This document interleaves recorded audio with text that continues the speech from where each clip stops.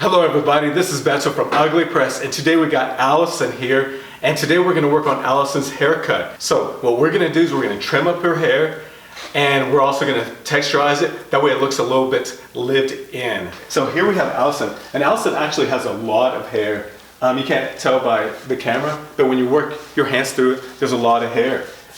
She is growing her bangs out, and we're just going to trim her ends here. So she has some layering up front. Some of it is due from the bangs growing out. So what we're going to do is we're going to try to integrate some of that without removing too much length. Okay, cool. So here we are, and you can see we got some ends we're going to trim up, and those are going to be quite simple to trim up. We're not going to go section by section like we normally would, just because we are getting right down to it, and we're going to focus more on the texture. We went ahead and cleaned it first, washed and blew it out. That way we could just focus on the ends. And I'm going to go a little bit section by section, but we're going to move quite quickly.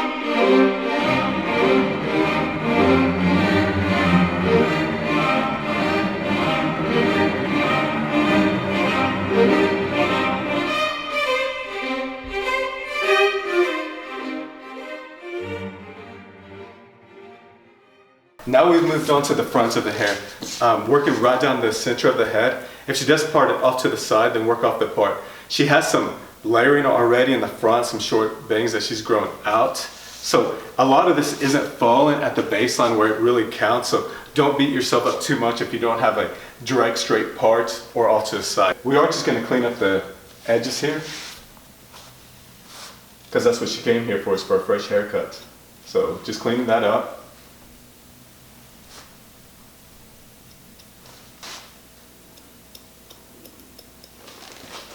And as long as you're symmetrical from the top of the head shape to behind the ears and whatever's going to fall forward, as long as that's symmetrical, you can work off of that.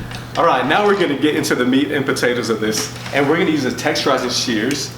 These are the best shears to use if you're going to get interior weight out.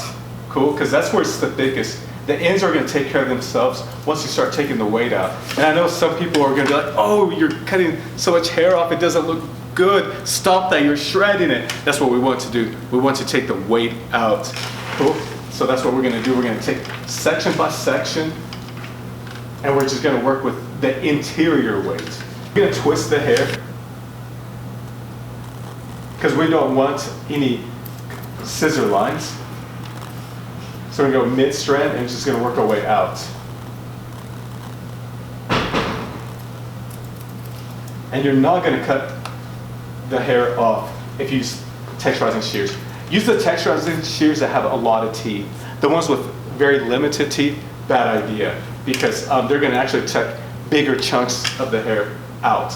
But by using texturizing shears that have a lot of teeth, it's going to be more fine detailing.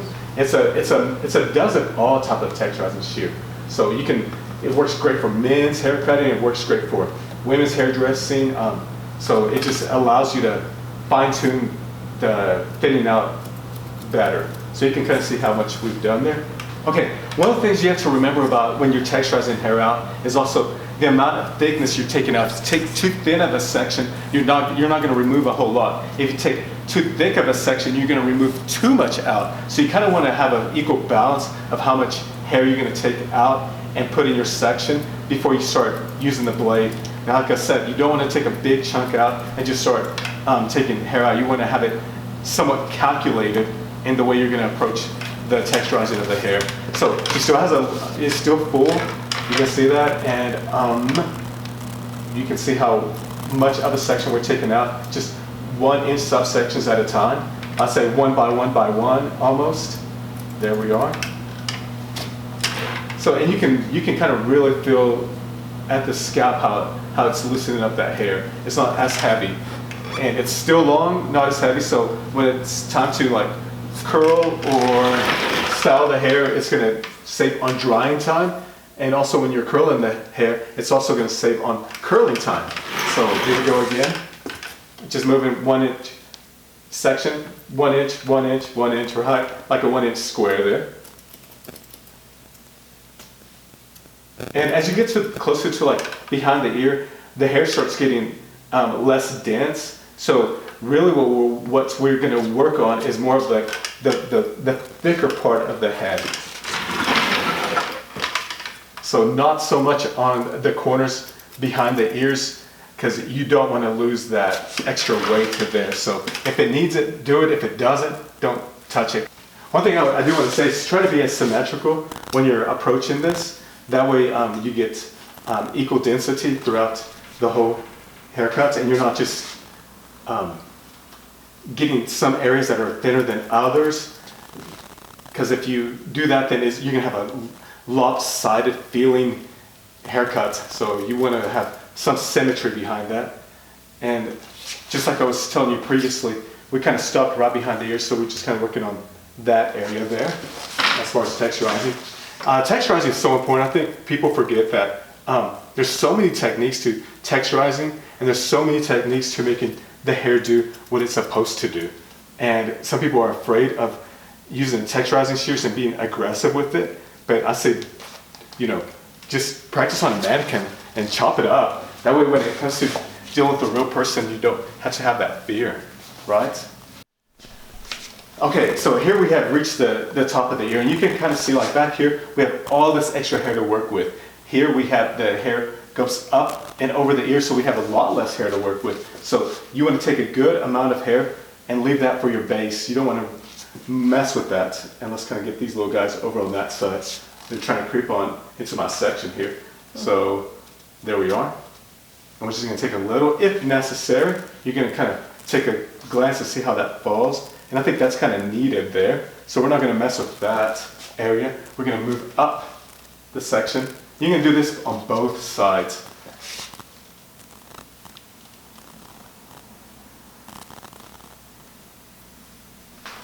Cool, we got a good full base, and then we're just going to remove some of that up in the interior. And if you have like fragile hair, you know, that's something that you kind of want to keep your in mind. If it's like dry and textured hair, you know, sometimes a technique like this can increase the feeling of dryness, or sometimes it can help it. It's kind of a funny thing with hair. Sometimes you just don't know until you do it.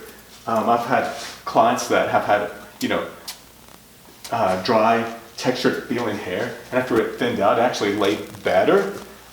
Even after the blowout, it actually improved it. But then I've had some that after you texturize it, it caused it to flare out and feel even more frizzy. So with your client, it's kind of one of those things where it's a relationship. You know, the more you know your client, the better it is to recommend certain haircut procedures. So here we are. Get that out of the way. And you can see with Allison, she's got beautiful hair. Okay, now we've moved on to the front here, and we're going to separate the bang area from the rest of the hair. Here in Texas, we say bangs, so if you call it fringe, that's what it is. It's the fringe area. Get it on both sides. And we're just letting the hair, kind of pulling it up and letting that bang area fall. Where's that clip? It ran away from me. Aha, here it is.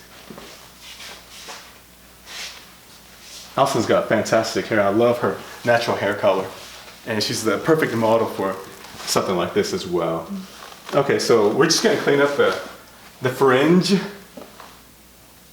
Bring it all forward. This is all existing stuff. And we're not gonna cut it any shorter. She is growing it out, so what we're gonna do is we're just gonna take a look at those ends, and we're just gonna kind of dust the ends off there.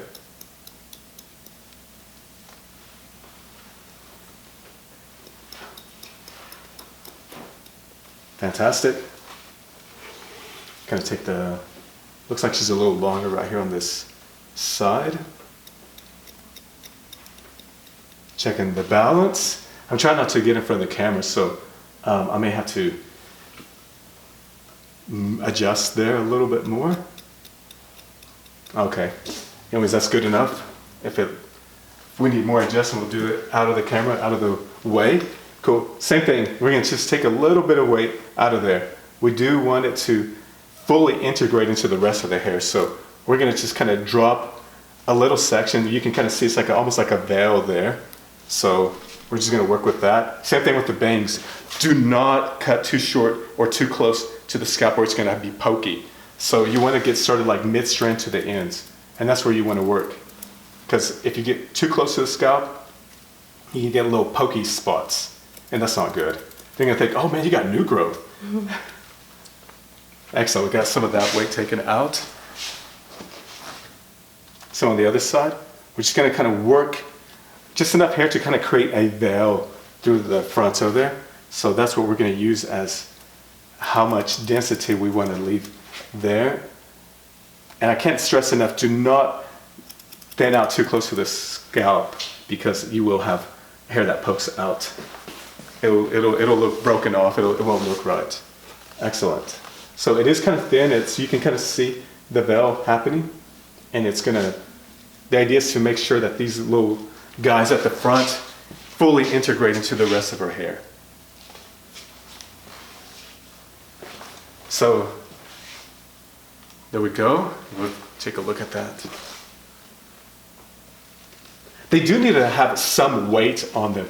You don't want them completely thinned out completely, because if you do that, there's going to be no weight on them. They're just going to do whatever they want it to do. So having a little weight on them actually helps them behave. As I was cutting, my camera lady pointed out this piece, like, what do you do with this piece here on the side?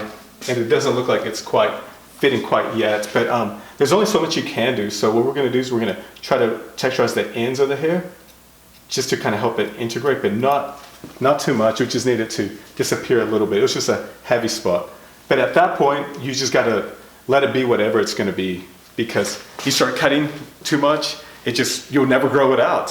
So the idea behind this is just to do as much as you can professionally, in your own opinion, what is going to work. And after that, just let it grow out, because that's the only way to get it to grow out, is just to stop cutting. All right. We got most of all that. Look at all that hair coming off, yes. All right, gonna shake it out.